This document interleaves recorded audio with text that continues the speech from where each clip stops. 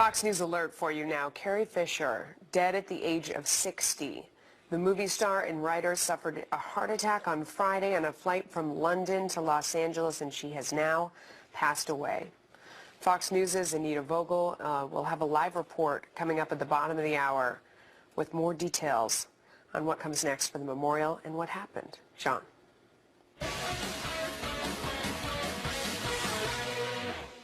More on that ahead, but Democrats are looking back, still struggling to figure out what went wrong for them in the 2016 election, resulting in Hillary Clinton's devastating loss. Well, now Vice President Joe Biden is putting some of the blame on elitism. Is that a fair assessment? Josh Kraushaar is politics editor for the National Review. I've never thought of elitism as being one of the Democratic Party's hallmarks or strong points, maybe weaknesses in this case. What's the vice president saying, Josh? Well, what Joe Biden sees is how poorly Hillary Clinton did in towns like Joe Biden's hometown of Scranton, Pennsylvania, a lot of working class towns across the country where Donald Trump won by a historically large margin. And these are areas that many of them voted Democratic in recent elections. They voted for President Obama in 2008 and 2012. So Joe Biden thinks that the party has gotten too elite. They've focused too much on sort of the liberal affluent base at the expense of working class voters. And he has a point. He thinks I think in hindsight, he thinks he may have been able to win some of those voters that Hillary Clinton was unable to win over in 2016. Well, and talk about liberal and affluent. When you find out somebody's getting $250,000 to give a speech, you know, that kind of sums up the problem that Hillary Clinton had relating to people. Yeah, she was a uniquely weak candidate for the very voters that she lost in the Midwest and among that working class set of voters. At the same time, though, she had some baggage in trying to defend President Obama's policies. I mean, President Obama has a solid job approval rating, but when you look under the numbers, when you look under the hood, a lot of his particular proposals were not very popular. A lot of voters, a majority of voters, disapproved of his handling of foreign policy. His health care law was very unpopular.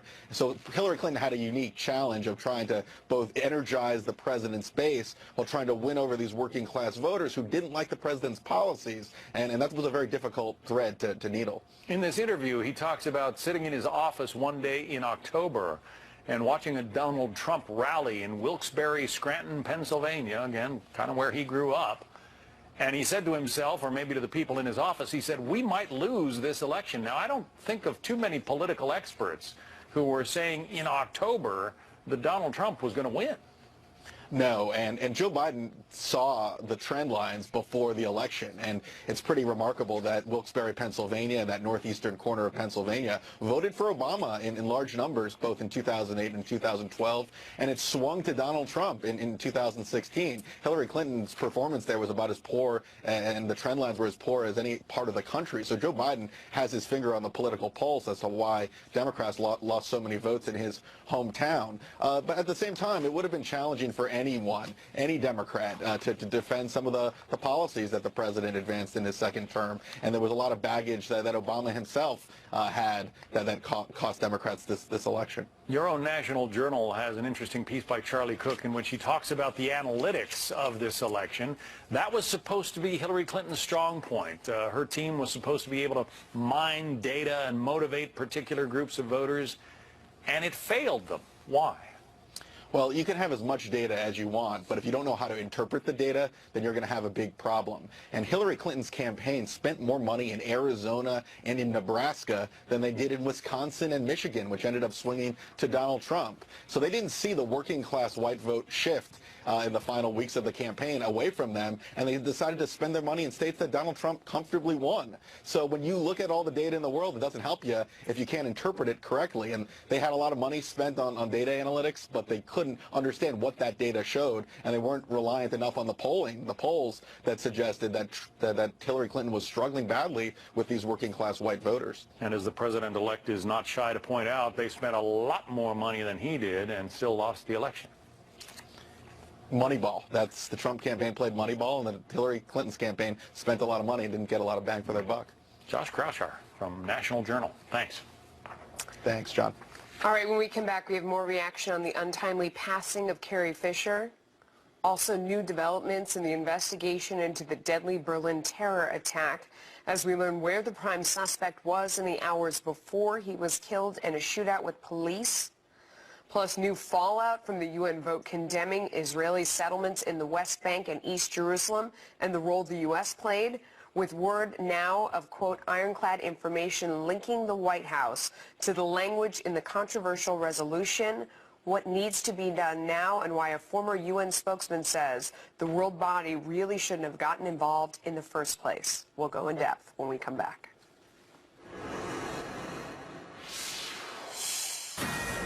A Fox News alert, and her fellow actors and actresses are reacting to the news that Carrie Fisher has died at the age of 60. The movie star and screenwriter suffered a fatal heart attack Friday on a flight from London to Los Angeles. Ultimately fatal, I should say. She has just passed away today. Whoopi Goldberg just tweeted, Carrie Fisher has passed. She was funnier and smarter than anyone had the right to be. Sail on, Silver Girl. Condolences, Debbie and Billy. Rest in peace. Billy, her only surviving, her only daughter, I should say. Carrie Fisher dead at the age of 60.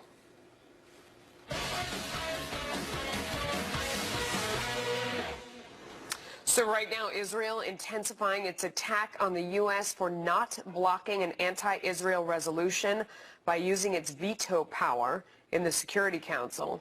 Instead, our ambassador broke with past practice and abstained from the vote, allowing it to pass on Friday.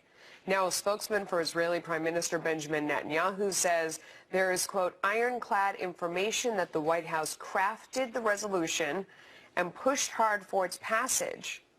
This as Ben Rhodes, the president's deputy national security advisor, defended the Obama administration's position on the settlement issue, adding that the White House had raised concerns about it in the past. When we see laws that aim to legalize outposts, when we see rhetoric that suggests that this is the most pro-settlement Israeli government in history, and when we see the facts on the ground, again, deep into the West Bank, beyond the separation barrier, we feel compelled to speak up against those actions. Oof. Joining us now is Rick Grenell. He is former advisor to 4 U.S. ambassadors to the United Nations and a Fox News contributor. Sir, thank you for joining us. First of all, what do you make of this idea that there is ironclad evidence that the U.S. was deeply involved in crafting this document? Well, look, I could see it on Twitter. I could see the French ambassador to the United States talking about how the United States was being helpful and that they were looking at this resolution and that they were trying to convince the Obama administration. So I think the evidence was clear. Anyone watching what was going on at the UN Security Council could see this flirtation. Look, Melissa, as someone who spent 8 years inside the Security Council, this is an easy problem to get rid of. When experts meet early on to discuss language of a resolution, the United States representative should show up and say, this will be vetoed. We are not going to engage in a resolution that tries to have the international community telling Israel which lands to give up. I mean, look, this is a typical land dispute between two countries, and the international community should not be trying to pronounce on this issue and push other countries. This resolution is dangerous because it calls on other countries now to punish Israel for not giving up land. So what are the implications? I mean, what do you think was behind the Obama administration's stand? What were they trying to signal? And then what are the implications for the U.S. going forward? Well, this was a sneaky attack from the Obama administration right at the end of their administration. There's just no explanation why they vetoed a 2011 resolution, but then at the last minute, I mean, look, I think they lost an election. This election was a rejection of the Obama foreign policy. They knew what was coming. They had Democrats lobbying them, high-profile Democrats saying, do not allow this resolution to go forward. So President Obama and really Ben Rhodes, who's been running our foreign policy for a long time, we just saw that clip where he said he was outraged that there was this land dispute and that Israel was building settlements on what they classified as their land. Look, it's one thing to say that you have an opinion about a land dispute between two countries, but it's quite another to reject U.S. policy, decades of U.S. policy, and then engage in trying to tell a country how to solve that dispute from the outside. We have a long-standing U.S. policy that the two parties should talk amongst themselves and they should figure this out. This is a typical land dispute that arises after wars, and they should be able to figure it out. So what are the implications going forward for the Trump administration as they come in? Because they have signaled out of the gate that Israel is our friend. You know, that Donald Trump does not believe that President Obama has treated Israel with the respect it deserves. At least that was the rhetoric. What does this force the president-elect into a corner to take action? What does it mean? Well, look, I would advise the Trump administration to stand with Israel and to recognize that they've got to do two things. One, you got to offer a resolution that's going to reverse this so that it's not a standing resolution to punish Israel, because that's what this resolution actually encourages countries to stand against Israel on this land dispute. And then two, if they won't change the resolution and they won't redo it, then I think the United States has to be very clear that any country that tries to punish Israel for not giving up land or entering this equation and taking sides, any country that does that, the United States should act diplomatically against. We should make it clear in our policy that this was a mistake and that you shouldn't implement this resolution in any way. And if you do, there will be a diplomatic issue, and we will stand against it. We will stand with Israel. Rick Grenell, thank you for coming on. Appreciate your time. Good to see you. Good to see you. Some new information now on the prime suspect in the Berlin terror attack and where he was before he died in a shootout with Italian police. Surveillance cameras capturing Anis Amri in Italy at Milan's central train station just an hour before he was killed. Investigators say he was the man who drove a truck into a crowd of shoppers at a Christmas market a little more than a week ago, killing 12 and injuring dozens more. ISIS claimed responsibility for that deadly attack. We have continuing coverage of the death of Carrie Fisher with a live report from Los Angeles that's straight ahead. Also chaos at malls across the country as fights break out.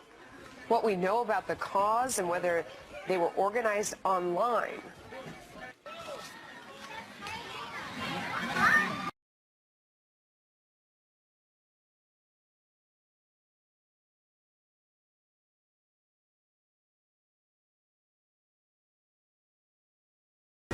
Fox News alert, and Carrie Fisher is dead at the age of 60. The movie star and writer suffered a heart attack Friday on a flight from London to Los Angeles. She has passed away now today. Anita Vogel has more from Los Angeles. Anita? Yeah, well, hi there, John. Of course, we're just hearing this sad news this morning. It might be a little surprising to some because we had been hearing she was in stable condition ever since she suffered this massive heart attack on Friday. Just to recap what we know, it was last Friday when she suffered this massive heart attack on a flight from London to Los Angeles. Passengers on the plane said she had stopped breathing and she was in quite a bit of distress. When she landed, paramedics were standing by. They treated her aggressively and took her to a local hospital. At the time, her uncle told the media her medical condition was brought upon by a combination of fatigue and too much travel. She was reportedly in stable condition. On Saturday, her brother reported that she was in critical condition. And then, of course, this morning, the very sad news that she had, in fact, passed away at the age of 60. She was the daughter of Eddie Fisher and Debbie Reynolds, really Hollywood royalty. She was an actress and a writer, and of course best known for playing the role of Princess Leia in the original Star Wars. In her first and best known book, Postcards from the Edge, she wrote about her turbulent relationship with her mother, drug addiction, mental health issues. In the past, she said she was bipolar. She had been addicted to cocaine and prescription drugs.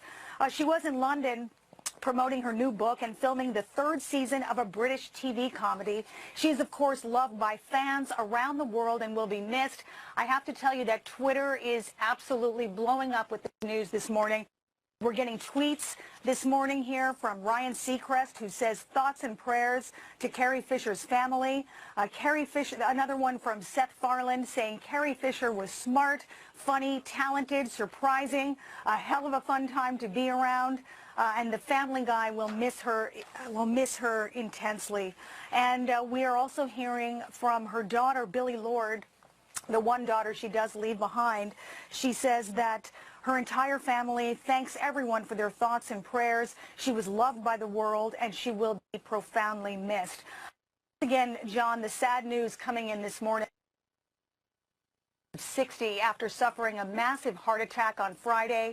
We'll, of course, have more on this story throughout the day, and we'll be, of course, hearing more from Reaction Around Hollywood. Back to you. And for those of us who are a whole lot younger when she first premiered in Star Wars, it really makes us feel a lot older. What a loss. Thanks very much, Anita Vogel in Los Angeles. And Kevin McCarthy is a film critic and a Fox News contributor. He joins us now live on the phone. Thanks so much for joining us. You know, obviously we heard that she had been traveling a lot and there was a lot of exhaustion involved. She was in London not promoting this film, but promoting her new book and also working on a series that she was filming. What does it mean, though, that this happens at a time when, you know, Rogue One just hit theaters? She's at the top of minds for so many people right now.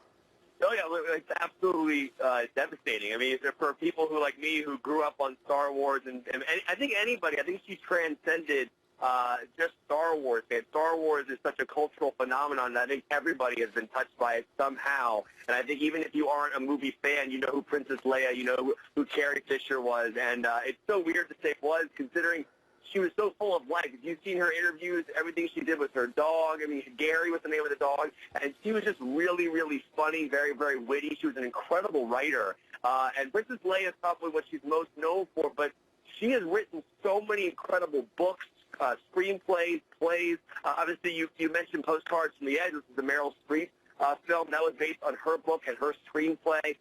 You know, for me growing up, I remember her in Blues Brothers. She was really funny in that. But, you know, it's a devastating thing to lose somebody who has touched so many lives. And one of the themes that I'm seeing all over Twitter right now is a lot of people saying how much of an icon and how much of a role model she was to them, just in regards to being an actress in this business, the characters that she played. And I know she had a lot of things that were going wrong in her life, as you mentioned, but she was somebody on screen that portrayed a strong character. And I think a lot of people were really invested in that idea. You know, when Harry Met Sally was another great role of hers.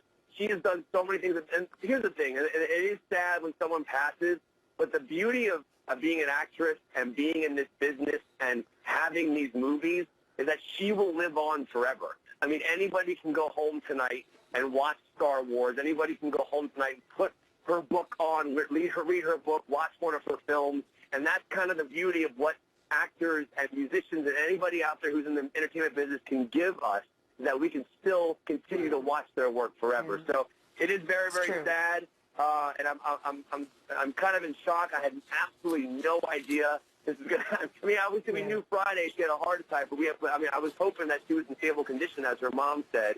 So I don't know. It's very upsetting. Okay. Kevin McCarthy, thank you for sharing your thoughts. Appreciate your time. John. No, thank you.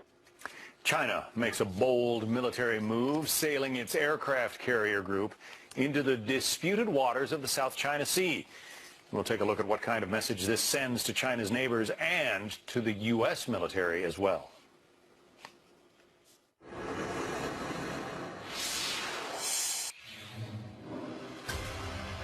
Right now, China's only aircraft carrier is sailing in the contested waters of the South China Sea. The carrier and the group of 5 other warships were spotted heading into open water to conduct what China calls routine exercises. But neighboring countries say Beijing is trying to send a message about its military capability.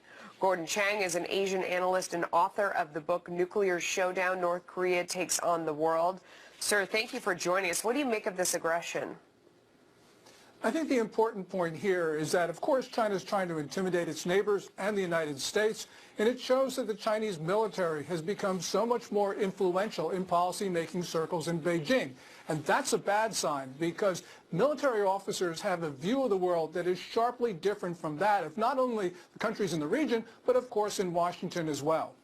Yeah, I mean, it's interesting to juxtapose it. It happens on a day when you have the president having bilateral meetings with the Japanese prime minister today around Pearl Harbor, sort of closing the book on this chapter of the relationship between Japan and the U.S., but at the same time, you look at what's going on with China and how it has become, is it fair to say, one of the lead aggressors in the region? I mean, I guess you'd have to also look at its relationship with Korea and Korea with its neighbors.